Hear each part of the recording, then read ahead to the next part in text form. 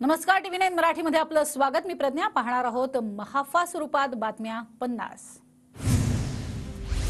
माझ्या दाढीनं जर काडी फिरवली तर तुमची लंका जळून खाक होईल। माझ्या नादी लागू नका। मुख्यमंत्री शिंदेंचं उद्धव ठाकरेंच्या टीकेला प्रत्युत्तर। दाढी रामाला नव्हती, रावणाला होती। एकनाथ शिंदेंची दाढी दिल्लीच्या हातात, त्यांच्या दाढीलाच आग लावणार। तुमची लंका आम्ही जाळणार। संजय राऊतांचा शिंदेंवर हल्लाबोल। पक्ष चोरला, वडील चोरले, लहान मुलासारखे बोलतात। बाळासाहेब चोरायला काही वस्तू आहेत का? शिंदेंचा ठाकरेंना खोचक सवाल। देशातल्या सर्व धर्मियांमध्ये भीतीचं वातावरण। भाजपचं हिंदुत्व घरं जाळणार, आमचं हिंदुत्व चूल पेटवणार। संजय राऊतांचा भाजपवर निशाणा।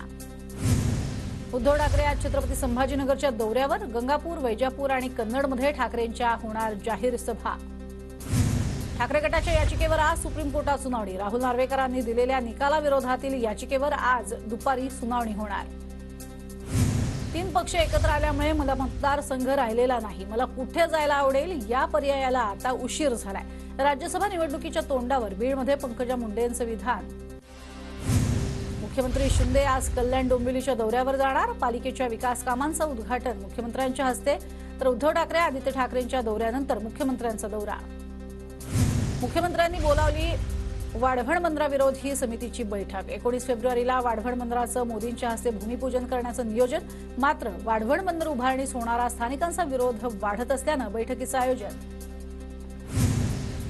शरद पवार आज कल्याण उल्हासनगर दौऱ्यावर। उल्हासनगरमधील दसरा मैदानात होणाऱ्या एल्गार परिषदेला उपस्थित राहणार। मराठा आरक्षणासाठी 16 तारखेला विशेष अधिवेशन होण्याची शक्यता। राज्य मंत्रिमंडळाच्या बैठकीत शिक्कामोर्तब होणार। विशेष अधिवेशनात मागासवर्ग आयोगाचा अहवाल मांडला जाणार, सूत्रांची माहिती। मनोज जरांगे पाटलांच्या उपोषणाचा आजचा 3रा दिवस। सगळे सोयरेच्या अधिसूचनेचं कायद्यात रूपांतर करण्याची मागणी।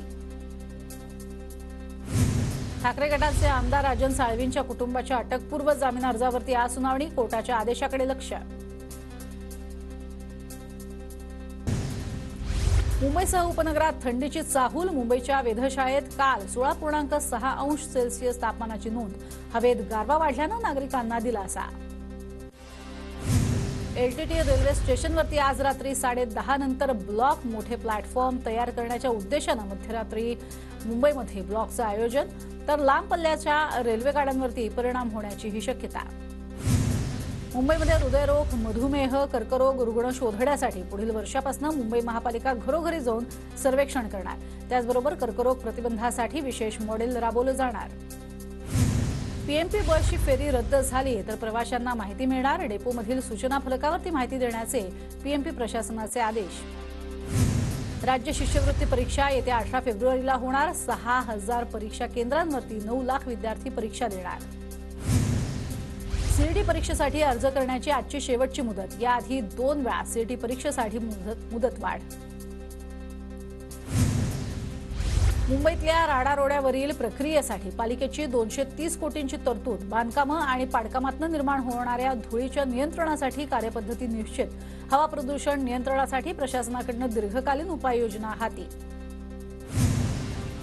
पुण्यातील शासकीय कार्यालयांकडे पाणीपट्टी थकली। जवळपास 125 कोटींची पाणीपट्टी थकीत। पाणीपट्टी भरली नाही तर महापालिका आता महिन्याला 1% दंड आकारणार। ठाण्यातील 8 तलाव झाडाझुडपांच्या विळख्यात। तलावांमध्ये मोठ्या प्रमाणात निर्माल्याचा खच पडल्याचं पालिका सर्वेक्षणातून समोर। नियमितपणे कचरा स्वच्छ करण्यासाठी ठाणे महापालिकेकडून बोट खरेदीचा निर्णय। विदर्भातील 6 जिल्ह्याला हवामान विभागाकडून येलो अलर्ट।